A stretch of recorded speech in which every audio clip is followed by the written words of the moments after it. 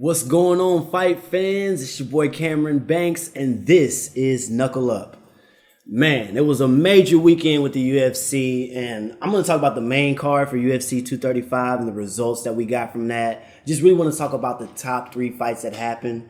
What an amazing weekend for them. We saw the title change hands. We saw Jon Jones defend his belt. And we also saw Ben Askren's first official fight in the UFC. So, starting number 3 on the list, I got to go with this Ben Askren and Robbie Lawler fight. That's probably going to be number 3 on the list for one of the most underwhelming fights of the night. When we started off with the fight, it seemed like it was going to be really major. Ben Askren goes and rushes him, trying to grapple him up, and Robbie Lawler dumps him on his head. Gives Ben every bit of like almost 17 right hands undefended to the face while Ben's hand is pinned down on the mat. And I swear he only looked away for maybe 10 seconds. The next thing I know, Robbie Lawler is getting choked out by Ben Askren. Crazy submission ending to a round 1. And honestly, I think that fight would have been a lot better had they stayed up on the ground, but it was really cool to see a submission expert like Ben Askren get his first official victory in the UFC against a top dog like Robbie Lawler. He's been Fighter of the Year twice. He is not a slouch. He has been one of those guys that's battle proven and tested. He's also been a UFC champion. So for Ben Askren to come in, still undefeated, and beat that man with his first UFC debut, we only got good things to see from Ben Askren. So keep the lookout out for him because I think he'll be fighting somebody that we saw fight on this card later on in the future. Number 2 on the list of top fights of that night, I'm going to go with this Jon Jones versus Anthony Smith fight.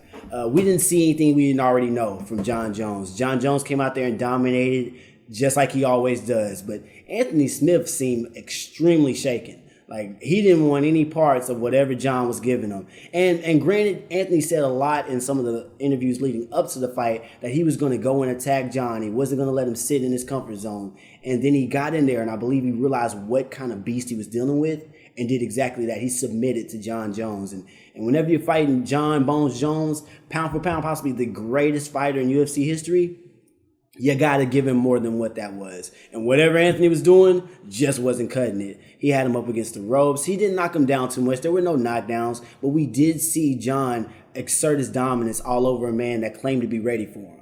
I still don't think that Anthony should walk away with his head down because he went 3 full rounds with the best of the best. And you got to be happy and you got to give his hats off to Anthony Smith. I don't think he deserves a rematch, though. I think we're past that. And I think Jon should only be prepared for fighting Brock Lesnar. At this point, that's really all we want to see. DC, that's nonsense. We don't want to see another Gustafsson 3. We're good on all that.